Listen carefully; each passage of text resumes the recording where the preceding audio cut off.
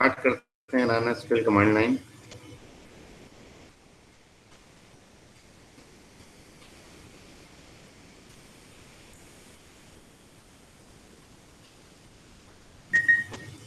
दिख रही है सबको स्क्रीन?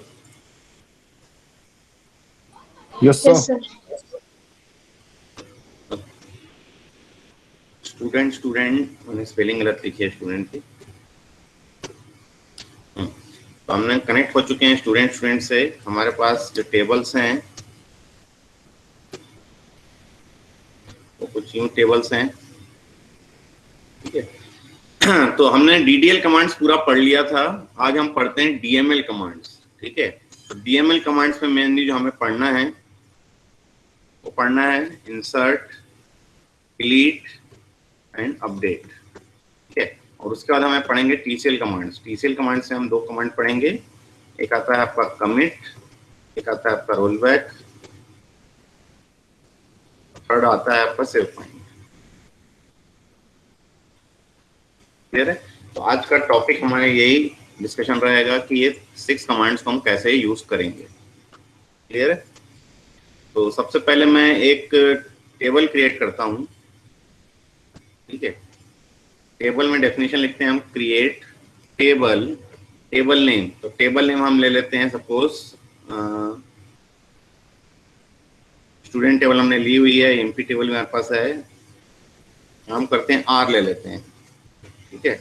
उसमें हम लेते हैं A number of 3, B number of 3 and C varchar 2 of let's suppose 20, ठीक है। हमने क्या किया है, टेबल क्रिएट किया है, क्रिएट टेबल, टेबल नेम, और टेबल नेम में हमने 3 कॉलम डिफाइन किए हैं, ए बी सी। ए का डेटा टाइप नंबर, बी का डेटा टाइप नंबर, और सी का जो डेटा टाइप है वो है varchar 2 20। क्लियर? अब इस पर्टिकुलर टेबल को जब हम क्रिएट कर रहे हैं तो टेबल क्रिएट हो गई है और इस टेबल में एक भी डेटा नहीं है। क्लियर है? टेबल का डिस्क्रिप्शन देख रहे हैं तो इसमें हमें कुछ रोज मिल रही हैं, ठीक है। ए जिसका डेटा टाइप है नंबर 3, बी जिसका डेटा टाइप है नंबर 3, और सी जो है जिसका डेटा टाइप है varchar 2 20। क्लियर? अब हमें क्या करना है, हमें इसमें डेटा इंसर्ट करना है, ठीक है। तो हम जो स्टार्ट कर रहे हैं वो पढ़ रहे हैं इंसर्ट। तो इंसर्ट का जो सिंटेक्स वो क्या रहता है, insert into sir table name. अच्छा, हाँ बोलिए। सर ये एक बार स्पूल वाला बता दो, स्पूल ऑन वाला कि लिखते हैं तो बाद में स्टोर हो जाता है, एक बार वो कर दो, दिखा दो एक बार। चलिए ठीक है। स्पूल कैसे करते हैं आप, स्पूल ऑन करेंगे आप, उसके बाद स्पूल करके कोई भी आप लोकेशन देंगे। फॉर एग्जांपल एच ड्राइव में हम दे देते हैं लैब नोट्स डॉट डॉक, ठीक है। अब इसके अंदर जितना भी आप लिखेंगे, सेलेक्ट स्टार फ्रॉम ईएमपी लिख रहे हैं, सेलेक्ट स्टार फ्रॉम डीपीटी लिख रहे हैं, या सेलेक्ट स्टार फ्रॉम स्टूडेंट लिख रहे हैं, ठीक है। ये पूरा आ गया। अब यहाँ पे आप करेंगे स्पूल ऑफ। तो जब स्पूल ऑफ करेंगे तो आप देखेंगे कि एक जो है डॉक्यूमेंट फाइल बनेगी लैब नोट्स के नाम से। देखिए इसको जब ओपन करेंगे तो इसमें स्पूल ऑन और स्पूल ऑफ से लेकर जितना भी आपने लिखा है, जो भी क्वेरी एग्जीक्यूट की है, query along with their output, सब आपको यहाँ पे क्या मिलेगा, स्पूल फाइल में मिल जाएगा। ये पहली क्वेरी, ये दूसरी क्वेरी, ये तीसरी क्वेरी, और उसके बाद स्पूल ऑफ। क्लियर है? तो ये आप थैंक यू सर। हाँ, ये आपका पूरा क्या हो जा रहा है कि जितना भी आपने उसमें वर्क किया है पूरा वर्क आपका क्या आ जा रहा है, इसमें स्टोर हो जा रहा है। क्लियर है? सर इसमें स्पूल ऑन स्पूल ऑफ में जैसे लैब नोट्स 1 में मैं अभी वापस और ऐड करना चाहता हूँ। ऐड नहीं और होगा, कंटेंट दूसरी फाइल बनेगी।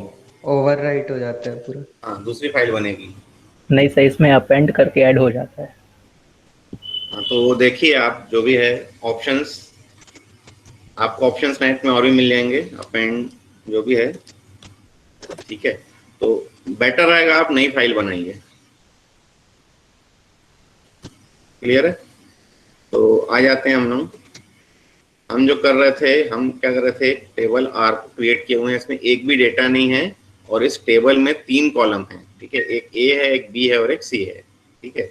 तो हम आ रहे थे इंसर्ट स्टेटमेंट में, तो इंसर्ट का जो सिंटेक्स है वो है insert into table name, column 1 comma column 2 comma column 3 up to जितने भी कॉलम्स होंगे। फिर आता है वैल्यूज कीवर्ड, वैल्यूज, और वैल्यूज करके आप क्या करेंगे, सेट ऑफ वैल्यूज देंगे, ठीक है।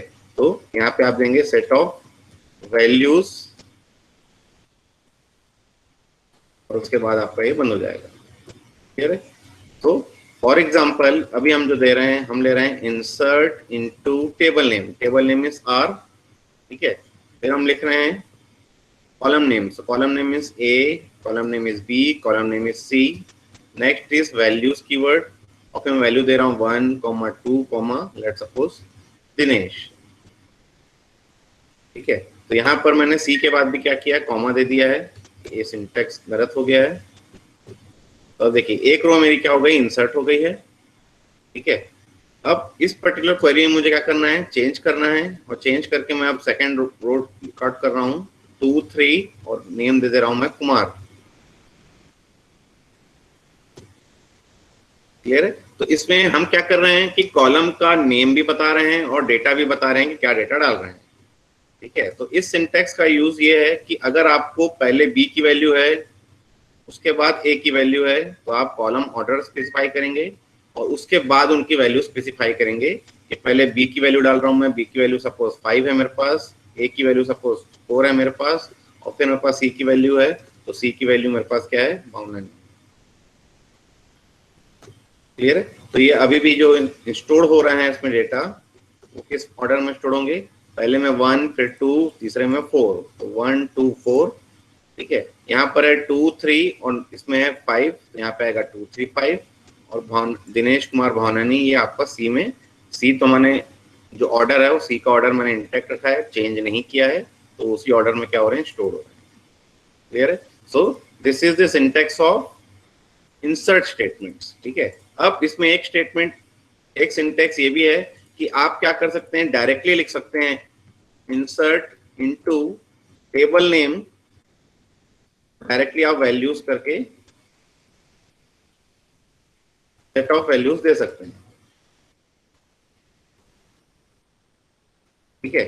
तो फॉर एग्जांपल मैं यहाँ पे लिखता हूँ insert into table name is suppose R, और डायरेक्टली मैं लिख रहा हूँ वैल्यूज। तो अब मेरे को क्या है, 3 वैल्यू देनी पड़ेगी, तो 3 वैल्यू में पहली दे रहा हूँ वैल्यू सपोज 5, सेकेंड वैल्यू दे रहा हूँ मैं सपोज 19, और थर्ड वैल्यू मैं दे रहा हूँ सपोज भिलाई,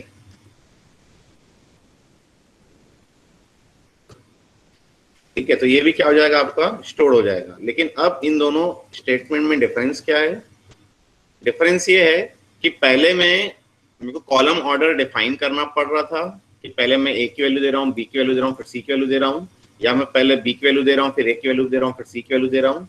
लेकिन इसमें मेरे को पहले से डिफाइंड है कि मुझे पहले ए की वैल्यू देनी है, फिर बी की वैल्यू ही देनी है, फिर सी की वैल्यू देनी है, और ये ऑर्डर डिफाइन कर रहा है आपका टेबल डिस्क्रिप्शन में। टेबल डिस्क्रिप्शन में पहला कॉलम ए है, दूसरा कॉलम बी है, तीसरा कॉलम सी है, ठीक है। तो मुझे पहले ए की वैल्यू भी देनी पड़ेगी, फिर बी की वैल्यू देनी पड़ेगी, फिर मैं सी की वैल्यू दे सकता हूँ, क्लियर है। तो ये 2 पर्टिकुलर सिंटेक्स हैं इंसर्ट स्टेटमेंट्स के लिए, क्लियर है।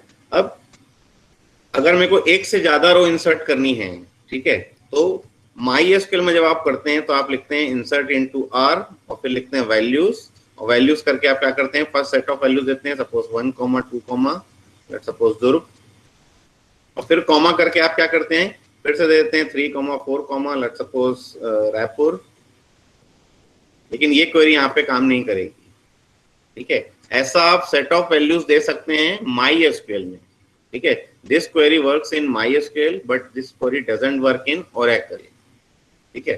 तो यहाँ पर आपको क्या करना पड़ेगा, यहाँ पे आपको यूज करना पड़ेगा जनरल सिंटैक्स। तो यहाँ पे आपको लिखना पड़ेगा, मैं पहले क्लियर स्क्रीन कर लेता हूँ। अब मैं यहाँ पे लिख रहा हूँ insert into table name is R, values, और वैल्यूज करके मैं दे रहा हूँ, मैं पहले दे रहा हूँ $A, फिर मैं दे रहा हूँ $B, फिर मैं दे रहा हूँ सिंगल कोट्स में $C, ठीक है। सो जब मैं एम्परसेंड यूज कर रहा हूं, मतलब ये क्या कर रहा है, सब्स्टिट्यूशन वेरिएबल यूज कर रहा है। ठीक है, तो मैं यहाँ पे वैल्यू दे रहा हूँ इंटर वैल्यू फॉर ए, तो अब यहाँ पे ए की वैल्यू दे रहा हूँ मैं 10, बी की वैल्यू मैं दे रहा हूँ 20 और सी की वैल्यू मैं सपोज दे रहा हूँ ध्रुव। ये क्या कर रहा है, एक वैल्यू को इंसर्ट कर रहा है।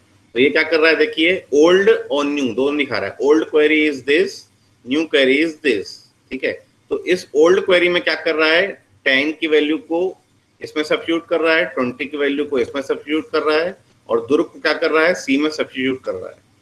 ठीक है, तीनों को क्या कर रहा है, वो सब्स्टिट्यूट करके क्या कर रहा है, उसको मैच कर रहा है कि वो डोमेन कंस्ट्रेंट कोई वायलेट तो नहीं हो रहा है, जो भी कंस्ट्रेंट हमने डिफाइन किए हैं वो कोई वायलेट तो नहीं कर रहे हैं। ठीक है, अगर वायलेट नहीं कर रहे हैं तो दोनों क्वेरीज चेक करके वो क्या कर रहा है, उस रो को क्या कर रहा है, इंसर्ट कर दे रहा है। ठीक है, अब मुझे एक रो और इंसर्ट करनी है, तो मैं फिर से उस क्वेरी को एग्जीक्यूट कर दूंगा जो बफर में है, बफर में भी यही क्वेरी थी। ठीक है, तो फिर से एग्जीक्यूट करके हम दे रहे हैं 20, 30 और अब दे देते हैं हम रायपुर। ठीक है, फिर से कोई रो इंसर्ट करनी है तो फिर हम डालेंगे, और सपोज अब मैं दे रहा हूँ 15, 16 और सपोज मैं लिखता हूँ बिलासपुर। ये क्या करेगा, लाइन बाय लाइन एक से ज्यादा रोज को क्या कर रहे हैं, हम एग्जीक्यूट कर रहे हैं with the help of single insert statements. Clear है। अब यहाँ पे मैंने सिंगल कोट्स दिया है, यहाँ पे मैंने सिंगल कोट्स नहीं दिए हैं। ठीक है, तो इसका रीजन ये है कि अगर मैं क्वेरी लिख रहा हूँ इंसर्ट इनटू आर और मैं लिख रहा हूँ वैल्यूज, और वैल्यूज करके मैं लिख रहा हूँ एम्परसेंड ए। अच्छा, ए की जगह मैं कुछ और भी लिख सकता हूँ ना, मैं एम भी लिख सकता हूँ, एम्परसेंड एन भी लिख सकता हूँ, एम्परसेंड पी भी लिख सकता हूँ। ये क्वेरी मेरी सही है, लेकिन इस केस में अगर मैं वैल्यू दे रहा हूँ 12, 13 और लेट सपोज मैं दे रहा हूँ कोरबा, तो ये क्वेरी एग्जीक्यूट नहीं करेगा, क्योंकि कोरबा में मैंने सिंगल कोट्स दिया ही नहीं है। तो या तो मुझे क्या करना पड़ेगा 12, 13 और अब मुझे यहाँ पर देना पड़ेगा सिंगल कोट्स, तब ये जाके एग्जीक्यूट करेगा। ठीक है, तो better to write single quotes in varchar two column. ठीक है, ये जो पर्टिकुलर इंसर्ट स्टेटमेंट्स हैं, इन इंसर्ट स्टेटमेंट्स में ही आप जितने varchar या डेट डेटा टाइप हैं उनमें आप क्या करेंगे, पहले से ही क्या करेंगे, सिंगल कोट्स लगा देंगे। ठीक है, बेटर ये भी रह सकता है कि आप क्या करें, तीनों में सिंगल कोट्स लगा दीजिए।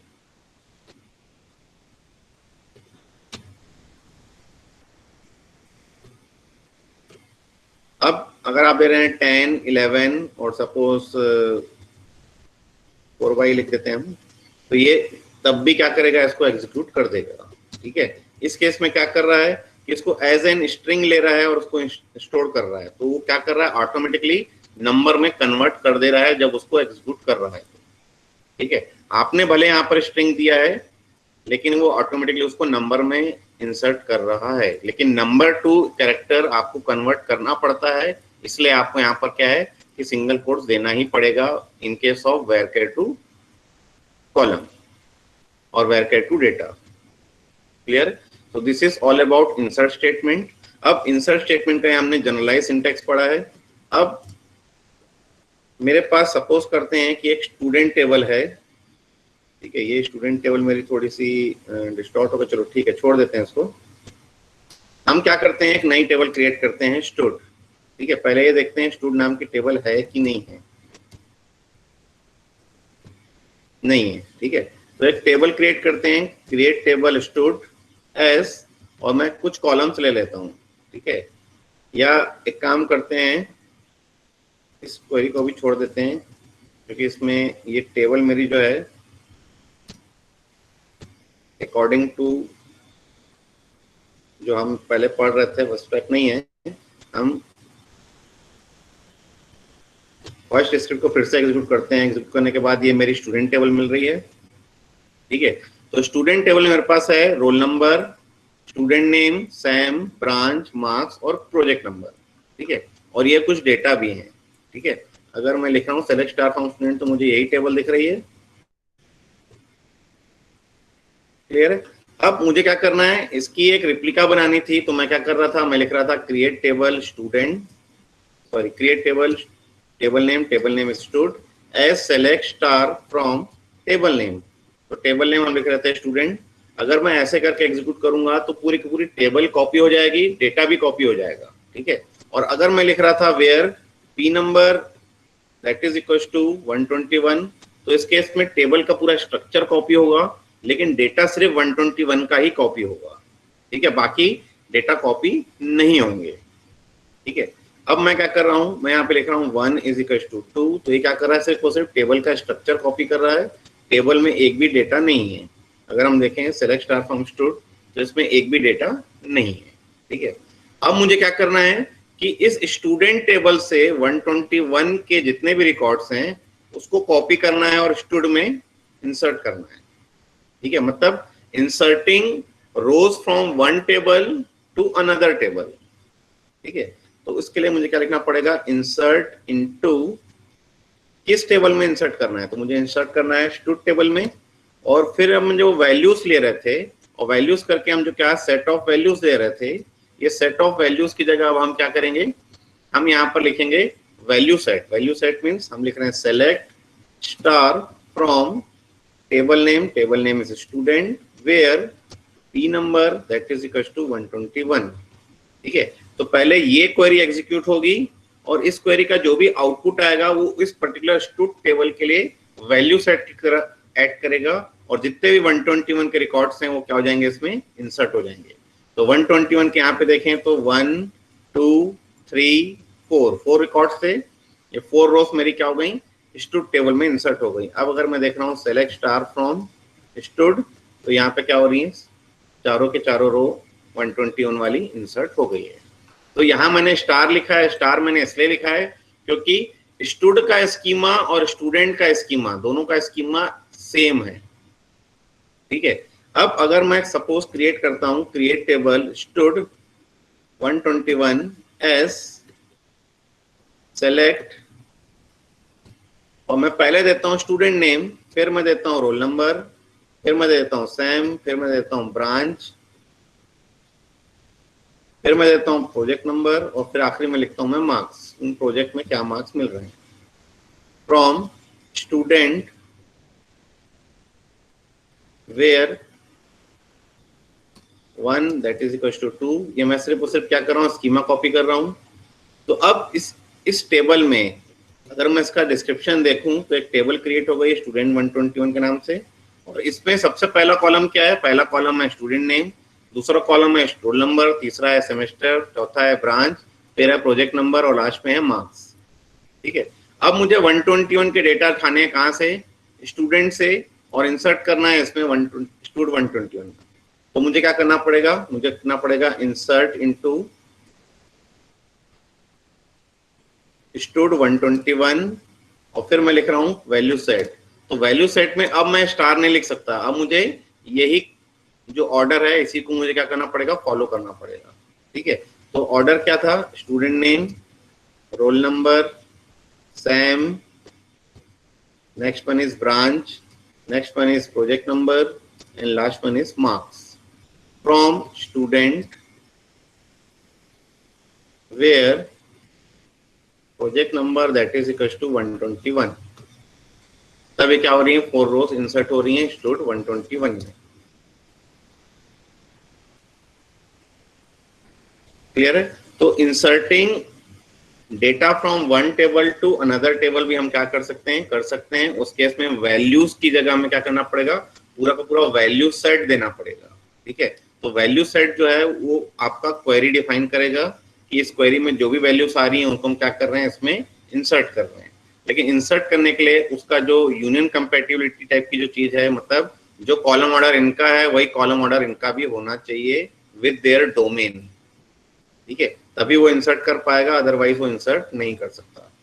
फॉर एग्जांपल अगर मैं इसी क्वेरी में, ये जो क्वेरी लिखी है मैंने, इंसर्ट इनटू स्टूड 121, और फिर मैं लिख रहा हूँ सेलेक्ट स्टार लिख दे रहा हूँ अगर मैं, from student where p number that is equal to 121, तो ये क्वेरी मेरी क्या होगी, फेल हो जाएगी। क्यों, क्योंकि इसमें जो कॉलम ऑर्डर है वो अलग है, और जो कॉलम ऑर्डर मैंने स्टूड 121 में डिफाइन किया है वो कॉलम ऑर्डर अलग है। क्लियर है। तो ये पर्टिकुलर क्वेरी मेरी क्या है, एग्जीक्यूट नहीं करेगी। क्लियर है। So this is all about insert statements. किसी कोई डाउट है तो पूछिए, otherwise we will proceed for next statement. Any doubt? Sir ये लास्ट क्वेरी एक बार फिर से बताइएगा तो। लास्ट मतलब ये वाली क्वेरी है ना? Yes sir. देखिए इस क्वेरी में क्या हो रहा है, मैं पहले लिख रहा हूं select star from student where p number that is equal to 121। तो ये मेरा वैल्यू सेट आ रहा है, इसका आउटपुट जो आ रहा है वो ये आ रहा है। इसमें पहला जो आउटपुट आ रहा है वो आ रहा है रोल नंबर्स, फिर आ रहे हैं नेम, ठीक है। जबकि स्टूड 121 का अगर मैंने यहाँ स्कीमा देखा है तो पहले मुझे चाहिए नेम, तो मुझे इस नेम को इस रोल नंबर के पहले रखना पड़ेगा, इसलिए यहां मैं स्टार नहीं लिख सकता। जिस ऑर्डर जो ऑर्डर इसमें डिफाइन किया हुआ है, ये ऑर्डर डिफाइन किया हुआ है student name, roll number, sem, branch, P number, marks, उसी ऑर्डर में मुझे यहाँ पे क्या करना है, लिखना पड़ेगा सेलेक्ट लिस्ट में, ठीक है। तो ये क्वेरी मेरी एग्जीक्यूट हो जाएगी, लेकिन ये क्वेरी मेरी जो है वो एग्जीक्यूट नहीं होगी, क्लियर है, क्योंकि ऑर्डर जो है वो गलत है। अब ये जो क्वेरी है, ये क्वेरी पहले एग्जीक्यूट होगी, इसका जो आउटपुट आएगा, ये आउटपुट इसके लिए क्या करेगा, वैल्यू सेट की तरह एक्ट करेगा और इसमें वैल्यूज इंसर्ट होंगी, ठीक है। तो ये जैसे वैल्यू इंसर्ट हो रही है मेरी, ये आउटपुट आ रहा है इस पर्टिकुलर क्वेरी का, इस क्वेरी का आउटपुट ये आ रहा है, ठीक है। इसी को मैं क्या कर रहा हूँ, स्टूड 121 में इंसर्ट कर दे रहा हूँ, ठीक है। इंसर्ट कर रहे हैं हम लोग, है ना, अभी डेटा जनरेट कर रहे हैं, ऐसा नहीं कि इसमें एक भी डेटा नहीं था तो ये डेटा आ रहे हैं।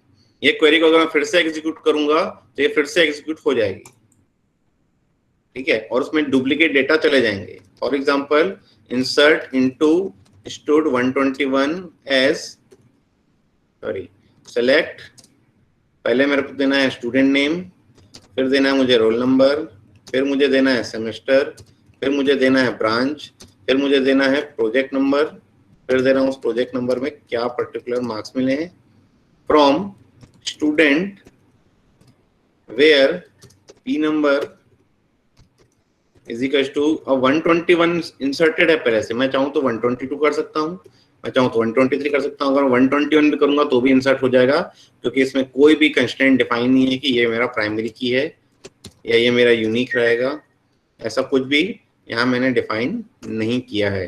तो ये देखिए डुप्लीकेट रोज इंसर्ट हो रही हैं, 1 राम 3 121 40, 1 राम 3 121 40 रिपीट कर रहा है, क्लियर? यस सर क्लियर है। तो ये हो गया inserting data from one table to another table, ठीक है। अब हम देखते हैं deleting data from a table.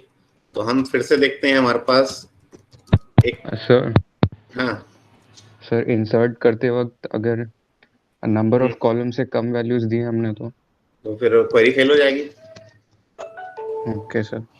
जैसे आप जो बोल रहे हैं उस केस में क्या होगा कि इंसर्ट इनटू स्टूड 121, ठीक है, उसमें टोटल 6 कॉलम है, हम स्टूडेंट नेम दे रहे हैं, रोल नंबर दे रहे हैं, ठीक है, सेमेस्टर दे रहे हैं, ब्रांच दे रहे हैं, प्रोजेक्ट नंबर दे रहे हैं, लेकिन मैं मार्क्स नहीं दे रहा हूँ, ठीक है, तो वो क्वेरी मेरी फेल हो जाएगी। सर नहीं, इसके पहले वाले तरीके से जो हमने ABC कॉलम नाम दिए, उसके बाद ब्रैकेट्स में वैल्यूज दिए, तो वो ब्रैकेट में तीनों वैल्यूज लिखने पड़ेंगे। हाँ, आपको क्या है, आपने लिखा था इंसर्ट इनटू, है ना, इंसर्ट इनटू आर, फिर वैल्यूज करके लिखा आपने, और वैल्यूज करके आपने दिया 11 12 और फिर सपोज आपने दिया दिनेश, ठीक है, ये तीनों वैल्यू दिया आपने, ठीक है। अगर आपको नल इंसर्ट करना है तो आप क्या करेंगे, आप लिखेंगे इंसर्ट इनटू आर वैल्यूज 11 12 और यहाँ पे आपको नल इंसर्ट करना है तो आपको यहाँ पे एक्सप्लिसिटली नल लिखना पड़ेगा, तब जाके ये नल इंसर्ट करेगा किसमें, इस आर टेबल में, ये देखिए, ठीक है। और जो दूसरा सिंटेक्स मैंने बताया, इंसर्ट इनटू आर और फिर मैं दे रहा हूँ A, B, C वैल्यूज, और वैल्यूज करके मैं दे रहा हूँ 11, 13, नल, तो भी ये इंसर्ट कर जाएगा, ठीक है। प्लस अगर मैं अब लिखता हूँ इंसर्ट इनटू आर और उसमें लिखता हूँ मैं A, B वैल्यूज, और वैल्यूज करके मैं देता हूँ 11, 14, थर्ड वैल्यू मैं नहीं दे रहा हूँ, तो बाय डिफॉल्ट वो क्या करेगा, उसके आर के कंस्ट्रेंट में जाएगा कि सी में कोई डिफॉल्ट वैल्यू सेट है कि नहीं है, अगर नहीं है तो by default it will insert null value, ठीक है। ये हमने डिफॉल्ट कंस्ट्रेंट में पढ़ा था कि अगर डिफॉल्ट वैल्यू हम दे रहे हैं तो तब जाके ये 11 और 14 के बाद यहाँ पे सी की डिफॉल्ट वैल्यू लेगा, अगर डिफॉल्ट वैल्यू सेट है उसमें। तो अगर डिफॉल्ट वैल्यू सेट नहीं है तो बाय डिफॉल्ट डिफॉल्ट वैल्यू रहती है वो रहती है नल। क्लियर है? और ये जो नल इंसर्ट करने के जो दो सिंटेक्स पढ़ाए मैंने, एक तो मैंने या तो नल लिखा या तो आप क्या कीजिए उस कॉलम को हटा दीजिए और वैल्यू मत दीजिए। ठीक है, नल इंसर्ट करना है तो हम डायरेक्टली नल ही लिखेंगे, इंसर्ट इनटू आर और a, b, c करके और वैल्यूज करके। आप ऐसा नहीं लिखेंगे कि 11, 13 और सिंगल कोट्स में आप नल लिख रहे हैं। अगर सिंगल कोट्स में नल लिख रहे हैं तो ये स्ट्रिंग हो जाएगा, ये नल वहां पे दिखेगा। ठीक है, नल वैल्यू नहीं है वो, नल स्ट्रिंग है वो। क्लियर है? ये एक स्ट्रिंग सेव और ये एक नेम सेव हो रहा है जिसका नेम है नल। क्लियर है? तो नल वैल्यू इंसर्ट करना है तो डायरेक्टली नल लिखना पड़ेगा। और कोई डाउट? आगे बढ़े।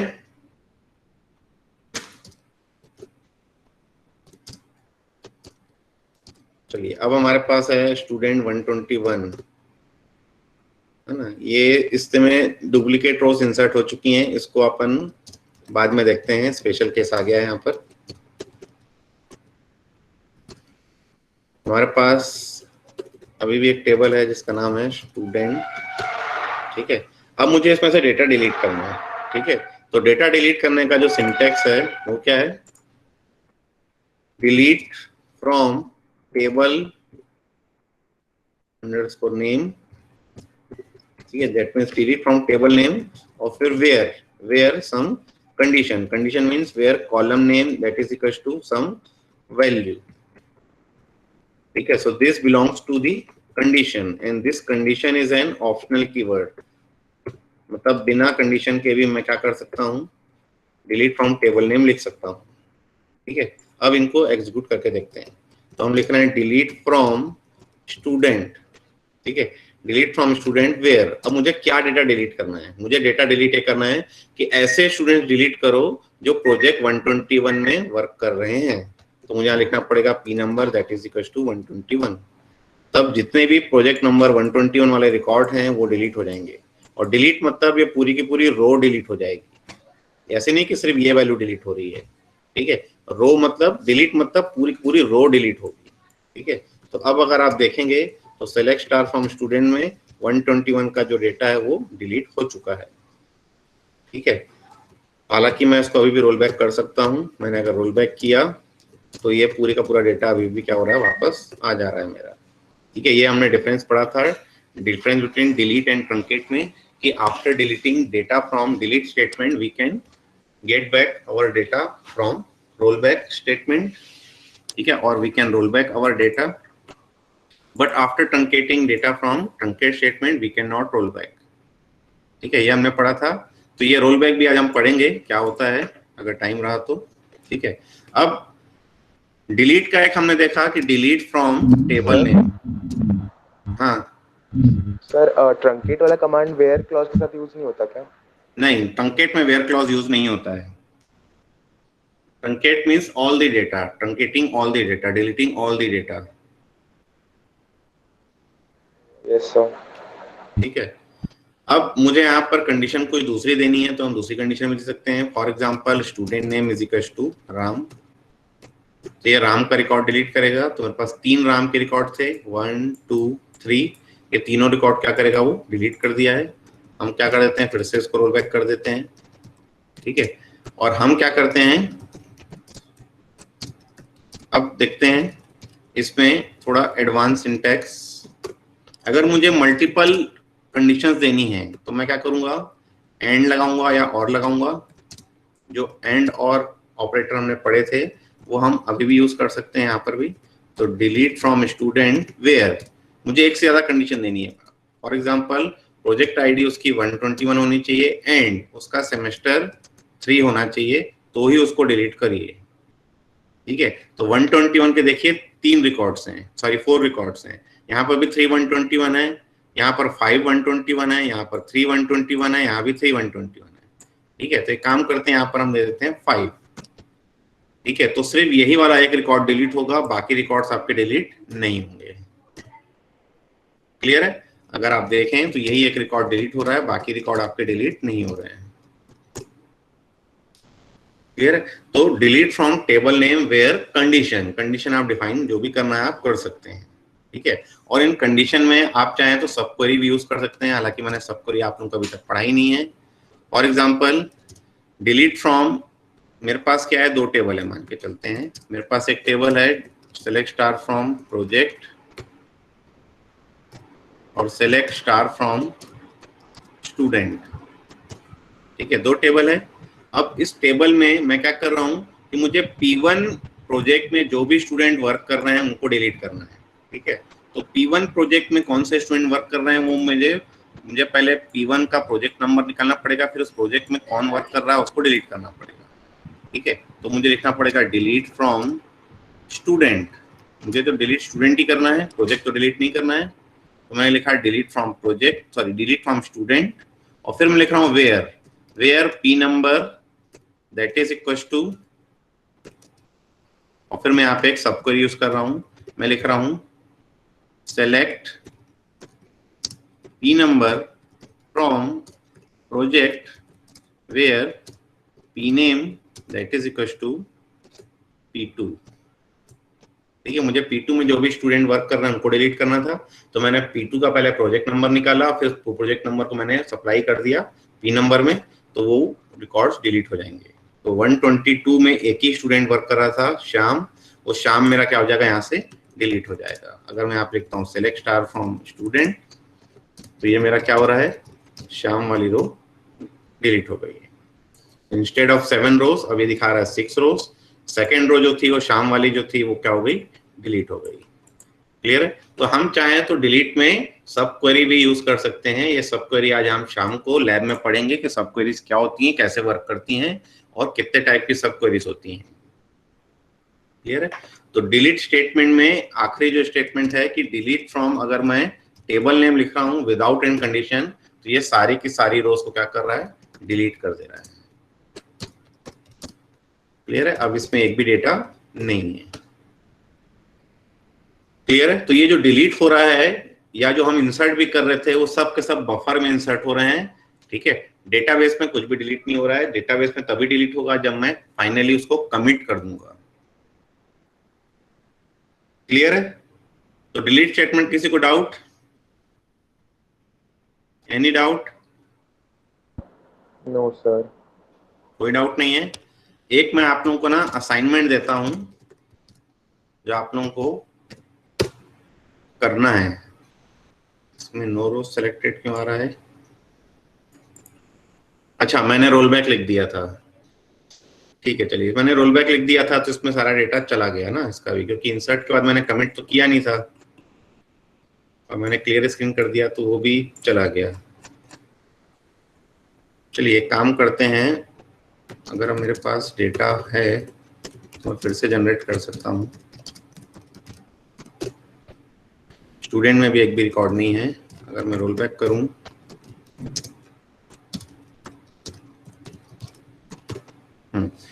तो ये स्टूडेंट में रिकॉर्ड आ गए हैं। मैं क्या करता हूं, मैं लिखता हूं इंसर्ट इनटू स्टूड 121 और फिर मैं लिखता हूं सेलेक्ट 121 का जो स्कीमा है वो पहले रोल नंबर है, फिर नेम है, पहले नेम है, फिर रोल नंबर है, फिर ब्रांच है, फिर सॉरी सेमेस्टर है, ब्रांच है, पी नंबर है, फिर मार्क्स है।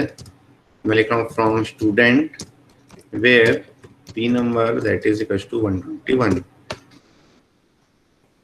स्टूडेंट की स्पेलिंग गलत हो गई।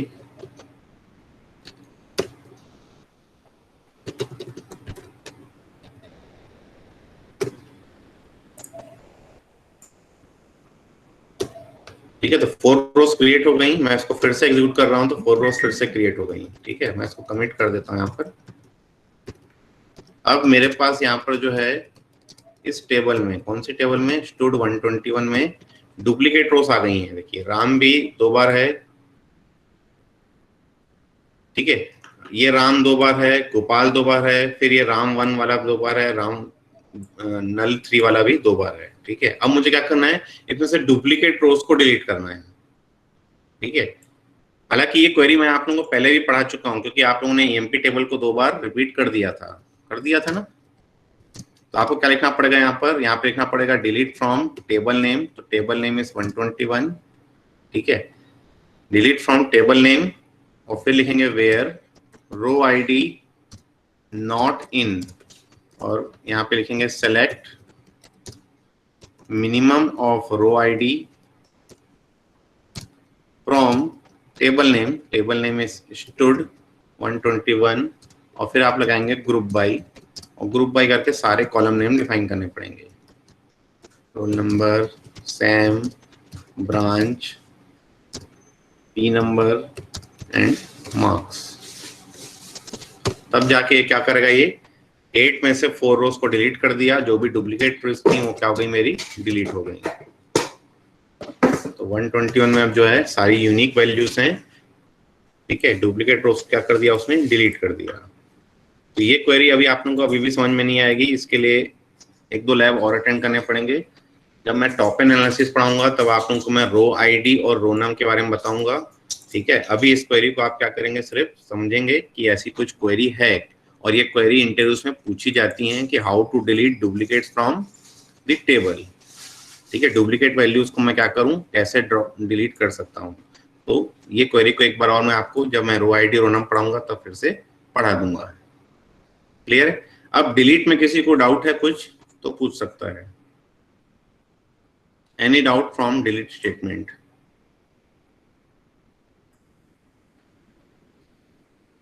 Any doubt? आवाज आ रही सबको? Yes sir.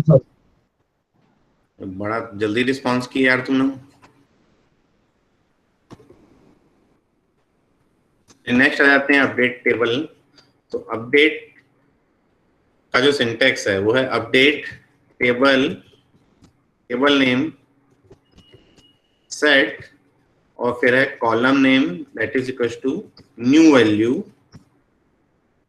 वेयर कंडीशन, जो भी कंडीशन मुझे सेटिस्फाई करनी है उस कंडीशन का हम क्या करेंगे, अपडेट परफॉर्म करेंगे, ठीक है। फॉर एग्जांपल अभी मेरे पास ये स्टूड 121 नाम की एक टेबल है, ठीक है। मैंने 4 रोज डिलीट किए, मैंने कमिट नहीं किया, मैं कमिट कर देता हूँ। कमिट करने के बाद अब देखें हम, हमारे पास ये 4 रोज हैं, ठीक है। 4 रोज में मुझे क्या करना है, मुझे कुछ पर्टिकुलर डेटा के क्या करने हैं, मार्क्स चेंज करने हैं। तो यहाँ पे तो पूरे 121 है और राम ज्यादा दिख रहे हैं, हम क्या करते हैं, टेबल चेंज करते हैं, हम लिखते हैं सेलेक्ट स्टार फ्रॉम स्टूडेंट, ठीक है। हाँ, अब यहाँ पे मुझे क्या करना है, मुझे जितने भी स्टूडेंट आईटी वाले हैं, ठीक है, उनके मार्क्स को क्या करना है, 65 से मुझे क्या करना है, या मैं किसी एक पर्टिकुलर रिकॉर्ड को अपडेट करता हूँ। मैं गोपाल के क्या कर रहा हूँ, मार्क्स चेंज कर रहा हूँ। गोपाल के मार्क्स 65 थे तो उसको मैं 85 करता हूँ, ठीक है। तो मुझे क्या करना पड़ेगा, मुझे लिखना पड़ेगा update table name update student set, यहाँ मैंने शायद टेबल भी लिखा था, ये टेबल यहाँ से हटा देंगे आप सिंटैक्स में, ठीक है। अपडेट टेबल नेम सेट करके आप क्या लिखेंगे,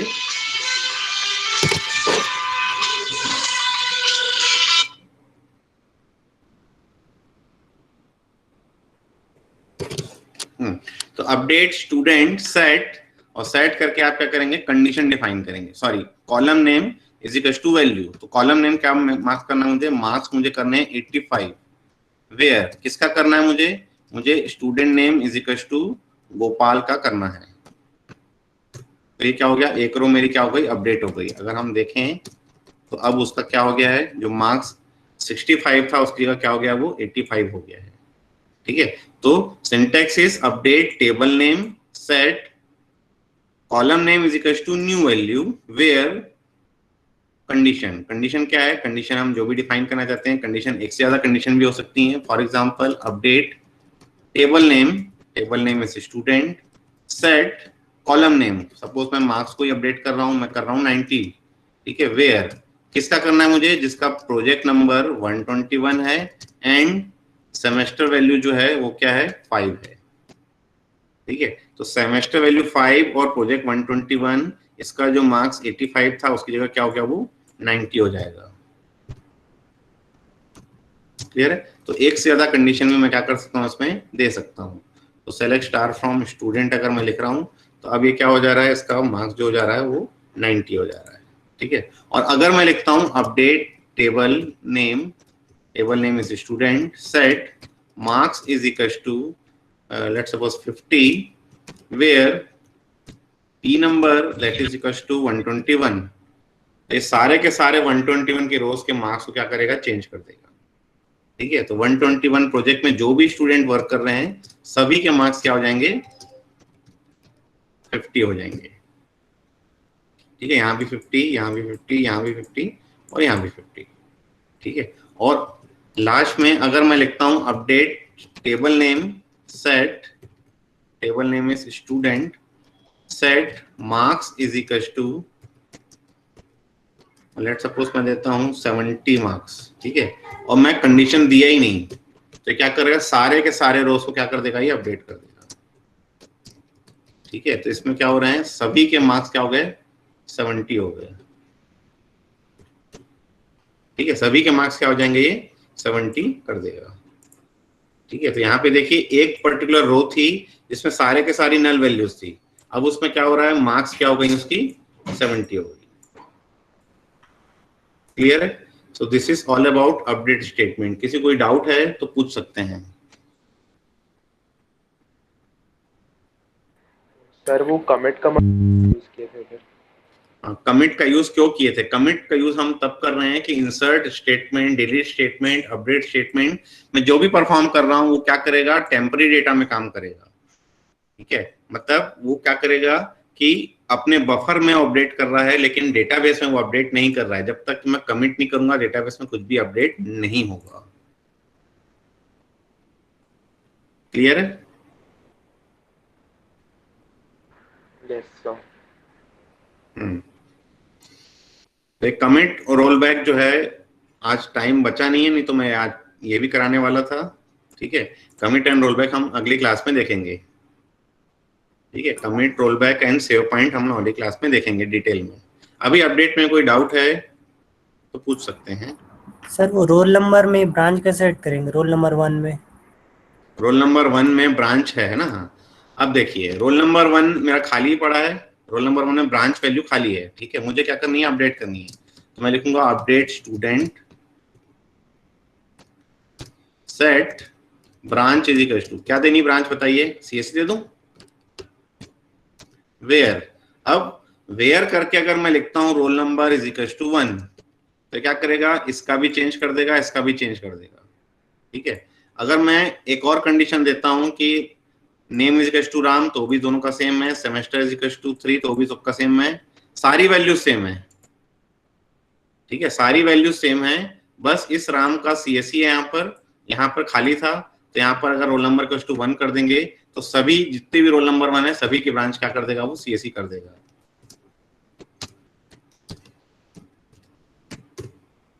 देखिए यहाँ पर आ गया अभी CSC। क्लियर है? और अगर आपको क्या करना है कि नल वैल्यू से, जिसमें प्रोजेक्ट नल है उसमें आपको क्या करना है, नेम अलॉट करना है, कि जिसका प्रोजेक्ट नहीं है उसको आप क्या करें, स्टूडेंट अलॉट करें, तो वो भी आप कर सकते हैं। आप लिख सकते हैं अपडेट, और अपडेट करके आप क्या लिख रहे हैं, स्टूडेंट। ठीक है, अपडेट स्टूडेंट सेट। ठीक है, सेट करके आप क्या करें, एक से ज्यादा वैल्यू सेट कर रहे हैं। आपको चाहिए roll number that is equal to let suppose 5, comma, फिर मुझे देना है नेम, तो नेम में दे रहा हूं दिनेश, कॉमा, फिर मुझे देना है सेमेस्टर वैल्यू, सेमेस्टर वैल्यू देता हूं मैं 5।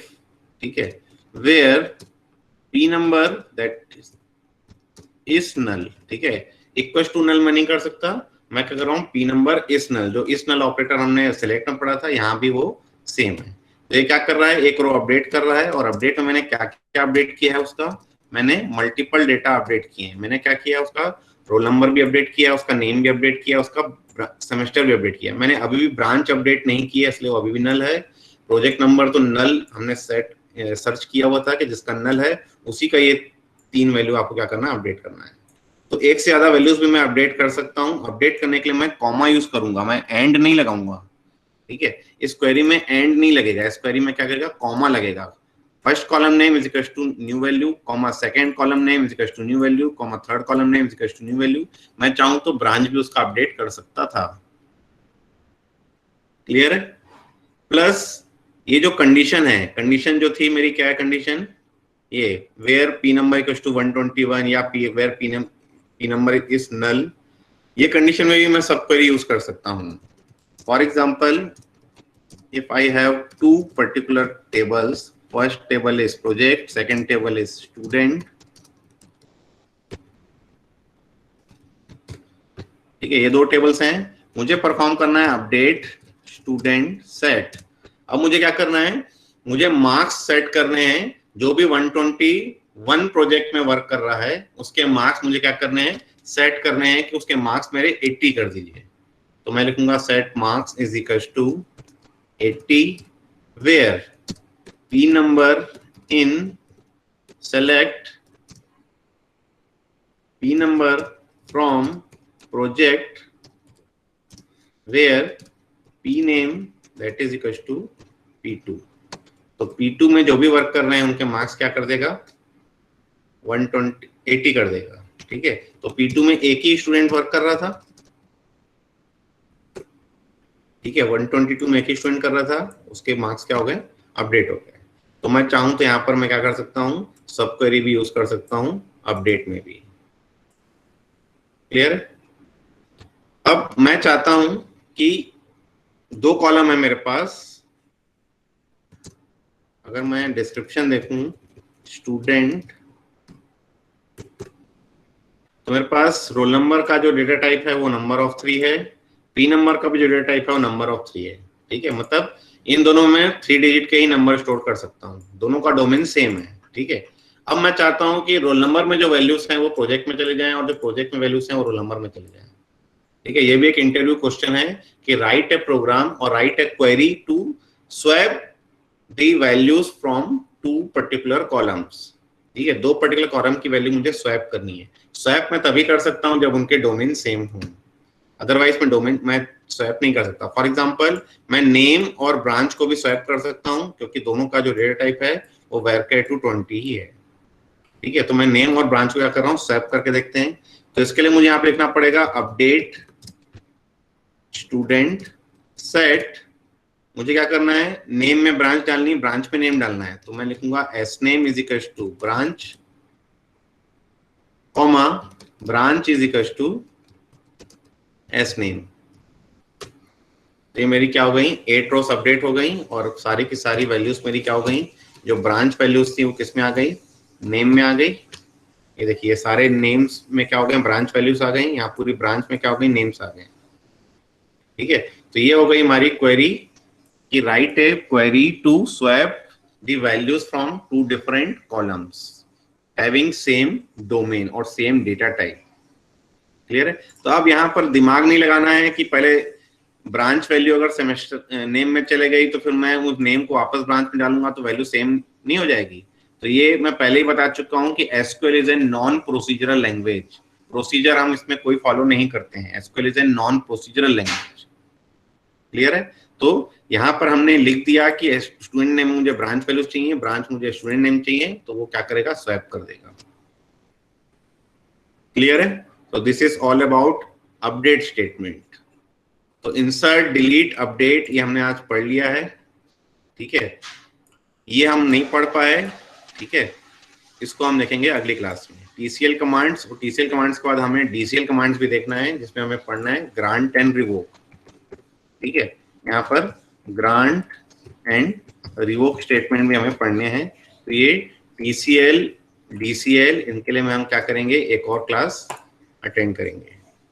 ठीक है, अभी तक में किसी कोई डाउट है तो पूछिए. Any doubt?